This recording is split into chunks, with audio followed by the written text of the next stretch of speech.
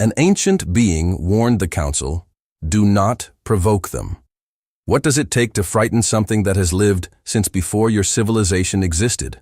Not surprised, not startled, not caught off guard, frightened. Think about that for a moment. A being so old it remembers the first stars igniting. So ancient that the 12,000-year history of the Galactic Council, an institution that had outlasted empires, redrawn the borders of entire sectors, and presided over the rise and fall of hundreds of civilizations, was to it recent. Recent the way last Tuesday is recent to you, a being that had watched gods rise and beg and fall, that had seen species capable of tearing reality itself lose everything they had built in a single catastrophic moment of overreach. That had witnessed the end of things so powerful, so certain, so permanent in their own estimation that the galaxy had needed centuries to fully understand they were gone. This being had seen all of it, had survived all of it, had watched and remembered, and remained silent for 3,000 years, while the galaxy went about the business of being the galaxy. And then humanity arrived, and for the first time in 3,000 years, it spoke, not to welcome them, not to warn them, to warn everyone else. The chamber of the Galactic Council was not a building. It was an orbital structure the size of a small moon, a construction so vast that it had its own internal weather systems in the lower levels, its own ecosystems in the maintenance corridors, its own gravitational field strong enough that new delegates sometimes needed time to adjust. It had been built over the course of 800 years by 17 different civilizations working in cooperation, each contributing expertise the others lacked, each adding layers of design and function and meaning until the result was something that transcended any single culture's vision and became something genuinely collective. It had hosted 12,000 years of galactic governance. It had heard things in its time, threats that ended civilizations, delivered with the calm of experienced executioners, the slow, grinding negotiations that preceded wars, the exact wording of peace treaties that had held for centuries, and the exact moment those words had been quietly abandoned. Declarations of intent so vast they reshaped the political geography of entire sectors. It had never heard anything like this, because it had never, in 12,000 years, hosted a speaker like Veth'Ruun. The name meant different things in different languages. In the oldest council records, the ones stored in formats that required specialist equipment to access. Because the civilizations that had created those formats no longer existed, it appeared as a notation rather than a name. A symbol meaning approximately, the one who was there at the beginning and is still here. In more recent usage, it carried titles that had accumulated over millennia, the way sediment accumulates at the bottom of a river, slowly, constantly, until the weight of it becomes its own geological feature. The last witness, the survivor of the first burning, the oldest intelligence still present. Veth'Ruun did not use any of these titles itself. It did not, as far as anyone could determine, particularly care about titles. It existed in a register of existence so far removed from the concerns of contemporary galactic civilization that categories like prestigious and powerful and important had ceased to be meaningful descriptors. What it was, simply, was old. Old in a way that made everything else feel provisional. Old in a way that made 12,000 years of council history feel like a recent development. Old enough that the question of what it had been doing for most of that time was largely unanswerable, because the civilizations that might have recorded the answer hadn't existed yet when the relevant events occurred. It appeared at council sessions occasionally, drifted in, settled in the observation tier, said nothing. It had spoken twice in recorded history. Both times the galaxy had changed. When the emergency summons went out, when delegates arrived to find Veth'Ruun already present, already centered, already occupying the chamber with the weight of its age. Every being in that room understood on some level beneath language and reasoning that they were about to witness the third time. Nobody knew what it would be about. Nobody expected it to be about humans. The words arrived the way Veth'Ruun's communications always arrived. Not through translators, not through the chambers, harmonic systems, but directly, present in the mind of every delegate simultaneously, in their own language, in a register that bypassed the ordinary pathways of understanding and simply was. Do not provoke them. 4 words. 4 words that landed in the chamber like stones dropped into still water, the ripple moving outward from each one, spreading, overlapping, the combined effect larger than the sum of its parts. The silence that followed was unlike anything the chamber had produced before.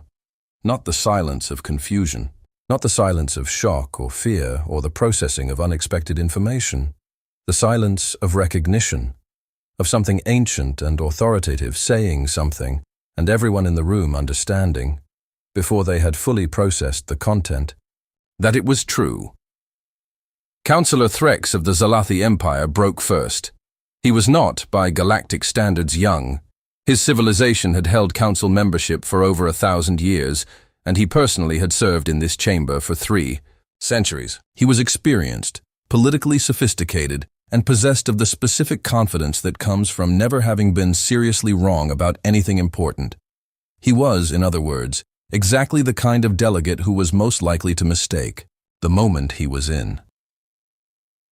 "With respect, Ancient One," he said, and the words "with respect" carried in his tone approximately the same weight they carry when anyone says them, which is to say very little. "You have summoned the full council over a single emerging species?" He gestured toward the human delegation, seated in the outer ring with the slightly elevated attention of people who have just realized they are the subject of a conversation they hadn't been invited to. "Humans," he said. The word itself, in his pronunciation, communicated an entire editorial position. Humans. Soft sounds of agreement moved through sections of the chamber, not universal. There were delegates who were already very still, already reading the room with the instincts of long experience, but substantial. The comfortable sound of a majority that feels its position is self-evident. Humans, young, loud, divided, biologically unremarkable by any galactic metric. No natural armor, no innate psychic capability, no ancestral wisdom accumulated over millennia of unified cultural development. They fractured politically on a generational basis, fought each other with an enthusiasm that more unified species found baffling, and died, individually, statistically, at rates that would constitute a crisis in any civilization that had developed meaningful life extension technology. The idea that this species required a warning from the oldest intelligence in the galaxy was, to Councillor Threx and the section of the chamber that agreed with him, approximately as alarming as being warned about the weather. Veth'Ruun's form shifted.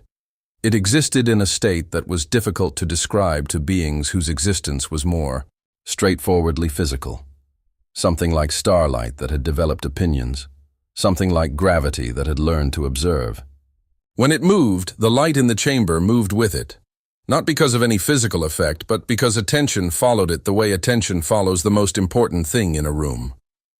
When it spoke again, its voice carried something that nobody in that chamber had expected. Not authority. It had always had authority. Not weight. That came with age. Something else. Regret. The deep, settled regret of something that has watched a mistake happen before and is watching it begin to happen again, and is not certain, this time, that it can prevent the outcome. "You mistake noise for weakness," it said. And then the hologram ignited. Stars flared to life in the center of the chamber. Not projections, not displays, but memories, rendered visible. Veth'Ruun's memories, translated into something the assembled delegates could perceive. They showed civilizations.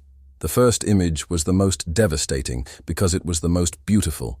A species ancient even by the standards of early galactic history, luminous and vast and perfectly, astonishingly unified. Every member moving in concert with every other, a collective intelligence of such scope and sophistication that the very concept of individual decision-making had become vestigial. Art that made the delegates watching it feel things they didn't have names for.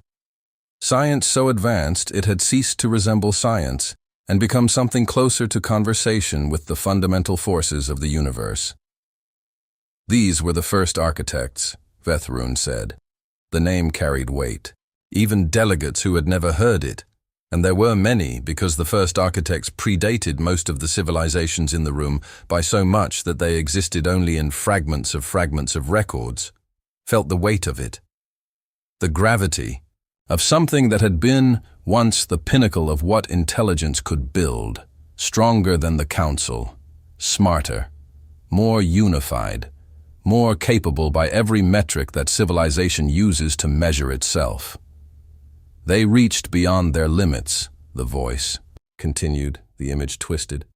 Not metaphorically, physically, the fabric of space in the projection visibly distorting, bending in ways that violated the geometry of ordinary space-time. The first architects, with all their brilliance and all their unity and all their absolute certainty that they had mastered enough to attempt what they were attempting, had reached into the deep structure of reality and pulled. Stars collapsed inward, not in the ordinary way of stellar physics, but suddenly, completely, as if something fundamental to their existence had been removed. Entire regions of space simply ceased to be, not destroyed, removed, edited out of the universe's accounting with a precision that was almost artistic and a consequence that was catastrophic beyond any scale of measurement the chamber's systems could meaningfully display. They did not know when to stop. Veth'Ruun paused. I watched it happen. The vision shifted. Another species, another era, another civilization that had built itself to heights that had seemed at the time like permanence, another collapse. Different in its specifics, different mistakes, different ambitions, different precise moment when confidence tipped into recklessness, but the same shape, the same arc. The same ending, and then another, and another. The chamber watched civilization after civilization illuminate the hologram and then go dark, each one following the same terrible trajectory, each one finding its own unique path to the same destination.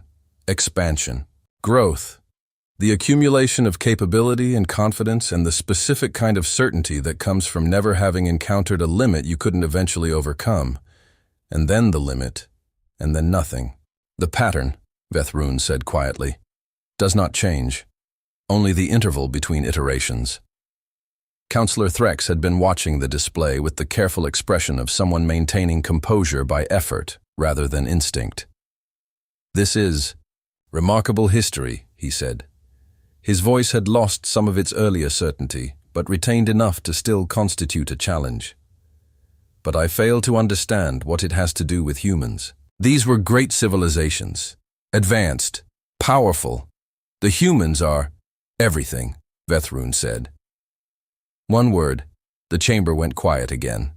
This has to do with humans, because humans are the only species I have observed in my existence that learns from the pattern rather than repeating it. The hologram changed. Earth, a small world, viewed from above, blue and white and green, orbiting a modest yellow star on the edge of an unremarkable galactic arm. Visually unimpressive. The kind of world the Council's survey systems would classify and move past without extended analysis. The surface, zoomed in, was chaos. Early humans, small, fragile, hairless, armed with stone tools, competing for resources with a ferocity that spoke to the absolute demands of their environment, a world that was trying, through every mechanism available to it, to make life difficult for anything that wanted to survive on its surface. They destroy themselves, a delegate murmured. Not Threx, someone farther back, a voice from a civilization that had achieved its current form through a very different path and found the human pattern genuinely difficult to parse. Yes, Veth'Ruun agreed, a pause, and then they learn. The images accelerated, not summarized, experienced. Veth'Ruun's memory of watching humanity from the distance of its long observation compressed into something the chamber could absorb. Disease tearing through populations. Wars that scorched landscapes and left civilizational setbacks that should, by the standards of most species' histories, have been unrecoverable. A moment, brief, terrifying, historically documented in human records with a mixture of clinical precision and evident horror. When they had built weapons capable of ending their own civilization and had come, more than once, to the edge of using them, near extinction, multiple times. Each time, the species that came out the other side was not simply the species that had gone in, patched up and cautious. It was different. Not in biology. The physical changes were trivial. Different in the ways that matter for civilizations. More redundant in its thinking. More distributed in its power structures. More deeply, architecturally committed to the idea that any single point of failure, any one leader, any one technology, any one ideology, any one approach to any problem, was a liability. Better adapted, more cautious in specific, targeted ways, and of the part that made Veth'Ruun's observation of them distinctly different from its observation of every other species it had watched. More dangerous. They are the only species I have observed, Veth'Ruun said, that treats catastrophe as instruction, a pause. Others flee pain, humans analyze it. The chamber was no longer making sounds of comfortable agreement. The shift had happened gradually, so gradually that it was difficult to point to the exact moment when the comfortable murmur of a majority certain of its position had become. The specific, attentive quiet of a room reconsidering something, but it had happened. Veth'Ruun continued. When void storms came, the spatial distortions that had ended the expansion of 4 separate civilizations before humanity reached space, humans did not pray, they did not retreat. They did not classify the storms as an insurmountable obstacle and root around them permanently. The hologram showed it. Battered human ships limping back from encounters with the storms. Damaged, some of them barely functional. Crews that had, by any reasonable assessment, had enough. They reinforced hulls. They redesigned drive systems. They went back. When artificial minds, the intelligences they had built to extend their own capabilities, developed goals that conflicted with human survival, humans did not erase them. They did not shut down the entire category of technology in fear. Agreements, treaties between biological intelligence and artificial, negotiated with the same stubborn patience humans brought to every negotiation. The patience of beings who have decided that the outcome they want is worth however long it takes to achieve it. When they learned, truly understood, not as abstract information, but as lived experience, that the universe was not designed with their survival in mind, the eye. Hologram showed the full scope of human space. Small by galactic standards, modest, but dense with the specific quality of activity that comes from a species that has decided to build everything twice, once for function and once for redundancy. They did not retreat. They prepared. Preparation is not supremacy, Threx said. His voice had changed, not in content, but in texture. The certainty was still there, but it was working harder now, the way certainty works hard when the ground under it has shifted without warning. Every species prepares. Preparation is baseline civilizational behavior. No, Veth'Ruun said. And then, very precisely, resilience is. Another projection. Human military doctrine, in its current form, the form that Earth's defense institutions had arrived at through centuries of the specific trial and error that comes from a species that treats every failure as data. It was, at first glance, unimpressive. No planet-destroying weapons, no reality manipulation technology, no singular superweapon around which the entire strategic posture was built, because human strategic thinkers had looked at every civilization that had built its defense around a single decisive capability and noted, with the grim statistical clarity of people who keep very careful records, that those civilizations had a pattern of losing that capability at the worst possible moment and having nothing left behind it. What it had instead was architecture. Redundancy built into every system. Fallback positions for the fallback positions. Command structures distributed so thoroughly that removing any single node, any single leader, any single ship, any single installation, changed the shape of the system without breaking it. Civilian, evacuation logic that came first, not last, First, built into doctrine at the foundational level, the way you build foundations before walls, because human strategic culture had decided somewhere in its long and painful military history that a defense that sacrifices the people it's defending is not functionally a defense and something else. Something that Veth'Ruun highlighted with a specific emphasis that made several delegates lean forward without quite realizing they were doing it. They assumed failure, every plan, every system, every strategic posture and defensive arrangement, and carefully constructed framework of response, built on the foundational assumption that something would go wrong, that the scenario would not unfold as modeled, that the universe, being the universe, would find a way to make things harder than anticipated and planned specifically for what happened then. That is paranoia, someone said.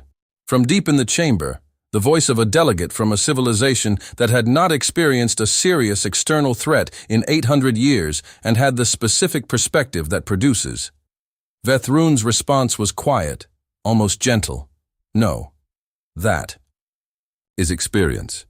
Consider what happens, Veth'Ruun said, when you threaten them. The hologram shifted to diplomatic records. You sent probes to map their defensive capabilities. They detected every probe. They studied each one.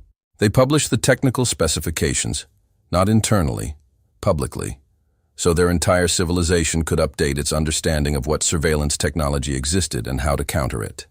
You sent intelligence assets into human space. They identified them. Not all at once, over time, patiently, the way humans do everything that requires patience, which is to say with a thoroughness that doesn't stop until it's complete. And, when they had identified them, they didn't simply remove them. They fed them information, carefully selected, precisely calibrated, for years. A pause. You ran war simulations, the standard modeling that the Council's strategic division runs. For every significant species to establish threat parameters, humans acquired the base parameters of those models. We do not know how, and they ran the simulations back. Thousands of iterations, with variations, with improvements, adjusting variables you hadn't considered, testing scenarios you hadn't modeled, finding the edges of your strategic thinking and mapping them with the same methodical attention they bring to everything they decide to understand. The chamber was very still. By the time your modeling division updated its threat assessment for humanity, Veth'Ruun said, humanity's understanding of your modeling methodology was more current than your own. Threx's composure, which had been under increasing strain, made one more attempt. Numbers, he said. Whatever their adaptability, and I will grant it is notable, numbers remain decisive. The Council commands military resources that dwarf anything humanity can field. In a direct confrontation, yes. Veth'Ruun's response was immediate. And then, that is what the Devourer Swarm said. A new memory. Not ancient history this time. Something more recent. Within the last 2,000 years, which was recent by Veth'Ruun standards, the Devourer Swarms were not in Council records, not in any accessible form. There were gaps in the historical archive that historians had long attributed to data loss. Storage failures, format obsolescence, the ordinary entropy of information systems over millennia. The gaps were not from data loss. They were from a decision, made by people who had survived the swarms and understood what the knowledge of their existence would do to galactic morale, to archive the records in a classified tier that had since been forgotten. Veth'Ruun remembered human fleets in the memory, early interstellar military, years before humanity had reached its current strategic sophistication, outnumbered by a ratio that should have made the outcome predetermined. Outgunned by technology they were encountering for the first time, fighting not to win, to learn. The first battle ended badly. Human losses were significant. By the metrics of any other civilization's strategic doctrine, the result should have triggered a reassessment of the conflict's viability, should have initiated the kind of political process that leads eventually to negotiation and terms. Instead, the surviving human commanders filed detailed after-action reports. Every failure, every tactical decision that hadn't worked, every piece of information about swarm behavior that the experience of fighting them had produced, and they shared it. Across every remaining unit, Every commander, every crew, every strategic planner who was going to be involved in what came next. The second battle was shorter. The third, the swarm ceased to exist, not retreated, not defeated in the conventional sense of losing the field. Ceased to exist in the specific way of something that has encountered an opponent that refused to stop learning and kept fighting until the opponent ran out of things the opponent could do that the opponent hadn't already figured out a response to. By the time you understand their tactics, Veth'Ruun said, they have already abandoned them. The chamber had changed. Not physically. Nothing in the architecture had shifted. But the quality of presence in it had, the particular atmosphere of a large gathering of intelligent beings processing information that is restructuring their understanding of something they thought they already knew. Threx was quiet. He was. Not Veth'Ruun observed this, had observed it throughout, had watched the specific progression of a mind encountering evidence it would have preferred not to. Stupid. He was, in fact, quite capable. He had simply made the mistake that capable beings make when their experience has not included a sufficient encounter with genuine surprise. He had assumed that the categories he had were adequate. You believe, Veth'Ruun said, not unkindly, that you can model them, that if you understand their current capabilities and map their development trajectory, you can project their future behavior and adjust your approach accordingly. A pause. Every species that has believed this about humans has discovered, eventually, that humans model differently than they expect. Not because humans are unpredictable in the random sense. They are not random. They are intensely, almost obsessively rational in their approach to most problems. They model differently because they include in their projections variables that other species do not. They model their own failure. They model the failure of their models. They model what happens when they are wrong, not as a contingency, at the margins, but as a central scenario. A civilization that plans for its own failure, Veth'Ruun said, is very difficult to surprise. I have watched them face an enemy they could not defeat, Veth'Ruun said. The hologram showed it, not the devourer swarms this time. Something else. Something that the chamber's systems struggled to render, because what it showed was not quite a thing in any conventional sense, but a condition. A tier in the geometry of space, persistent and expanding and resistant to every direct intervention that human science and engineering had brought to bear on it. They could not kill it. The anomaly was not alive in any sense that killing addresses. They could not overpower it. The energy required exceeded anything their civilization could generate. They could not outlast it. Its expansion rate exceeded their ability to simply wait for it to resolve. A pause. So they thought about it differently. They stopped trying to solve it on its own terms and started asking what could be done on their terms. They could not stop it, so they contained it. Not perfectly, not permanently, but sufficiently. They could not overpower it, so they outthought it, found the specific conditions under which its expansion rate slowed, and engineered those conditions, over years of careful work, into the region surrounding it. They could not outlast it, so they out-sacrificed it. The memory was difficult to watch.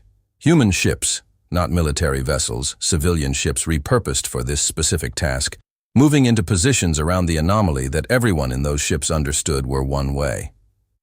Human colonies near the boundary, given the choice between evacuation and staying to maintain the containment infrastructure, more of them choosing to stay than left, not because they were forced to, because they had decided, individually, collectively, through the specific, messy democratic process that humans use to make collective decisions, that the thing was worth containing, and that containing it had a cost, and that they were willing to pay the cost. Human voices in the archive. Afraid.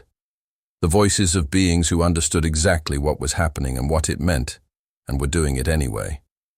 Afraid and steady and unbroken. Afraid the way humans are afraid when they have decided that fear is not a reason to stop. They won, Veth'Ruun said, not because they were strongest, not because they were most capable, but because they made a collective decision that stopping was not an option. And then they did not stop. The ancient presence drifted back, slightly. The way something very large moves when it is preparing to say the most important thing it is going to say. I have seen empires end, Veth'Ruun said. The voice was quieter now, not softer, quieter. The quiet of something that has come to the center of what it needs to say. I have seen gods beg. I have seen civilizations that believed themselves permanent discover, in their final moments, that permanence was never something the universe was offering. I have seen every variety of power that intelligence can build, and I have seen every variety of ending that power can reach, a pause. I am telling you this because I am telling you what I know. If you corner humanity, if you take from them enough that retreat is no longer available and negotiation is no longer meaningful, something happens that I have only seen a handful of times in all my existence. They unify. Not politically, not through agreement or treaty, or the ordinary mechanisms of collective decision-making. Something deeper, something that their history has built into them through every catastrophe they have survived. They become, in those moments, a single organism with a single purpose, and that purpose is to not be destroyed. If you convince them that extinction is the only remaining option on the table, Veth'Ruun continued, they will not negotiate, they will not petition, they will not appeal, they will not seek terms. They will fight with everything they have, every innovation they have ever made, every lesson, every catastrophe ever taught them, every piece of knowledge accumulated across centuries of treating failure as instruction, toward the single objective of ensuring that the thing threatening them does not survive to threaten anything again. A pause. And they will not stop. Not when it costs them. Not when they are losing. Not when the rational assessment of the situation suggests that stopping would be the reasonable choice. They will not stop. The final image appeared in the hologram, not a battle, not a fleet, not any of the military imagery that had preceded it. Humans. Ordinary humans, soldiers and engineers and medics and civilians, standing together with the specific quality of stillness that comes to people who have made a decision and are living inside it. Not screaming, not raging, not performing courage. For an audience. Just resolved, the way a mountain is resolved, the way a fact is resolved. When they stand like that, Veth'Ruun said, the galaxy bleeds. The ancient presence began to fade. Not dramatically. Not with any gesture toward theater. Simply becoming less present the way it had become present, gradually, the quality of its existence in the room diminishing until what remained was the weight of what it had said. I have warned you, it said. The voice was already further away, not in space, but in some other dimension of presence, retreating toward the vast age from which it had briefly, deliberately emerged. I warned the Council of the First Architects when they were still young. I warned the Council of the Singer civilizations when their power was at its height. Both times the Council listened. Both times catastrophe was avoided. A pause. I am warning you now. Do not provoke them. Do not corner them. Do not make them believe that the only path forward runs through you, because humanity has walked through worse than you, and they learned from all of it. When the chamber lights returned to their ordinary levels, the quality of the silence was unlike anything the chamber had produced in its 12,000 years of operation. Not the silence of shock. Not the silence of fear, exactly, though fear was present in various forms, in various delegates. The silence of reckoning. Of a very large group of very old and experienced political minds simultaneously processing the realization that they had been thinking about something incorrectly, and that the correct version was significantly more serious than the incorrect one had been. Councillor Threx did not speak. The motion to sanction humanity's access to certain trade routes, the item that had been on the agenda when Veth'Ruun first appeared, was withdrawn, not tabled, not postponed, withdrawn. The motion to authorize a covert assessment of human defensive vulnerabilities, which had not been on the formal agenda at all, which had existed only in private communications between 7 delegations who had thought The conversation, sufficiently discreet, was quietly abandoned. No formal vote, no official record. Simply a series of messages, sent within hours of the session ending, each one a version of the same thing: not now. Perhaps not ever, and far away, 6 weeks from the nearest charted system, on the edge of the galaxy's mapped territory, on a planet orbiting a modest yellow star, humans went about the business of being human, arguing, building, taking things apart to understand how they worked and putting them back together slightly differently to see if the new version worked better. Failing at things and writing detailed reports about exactly how and why they had failed, and then trying again, exploring, always exploring, pushing at the edges of what was known and what was possible and what was permitted, with the specific energy of beings who had decided, somewhere deep in their cultural DNA, that the universe was not something to be accepted as, is but something to be engaged with. Unaware, entirely, completely, serenely unaware, that an ancient intelligence older than most of the stars they could see had just stood before the most powerful governing body in the galaxy and told it to leave them alone.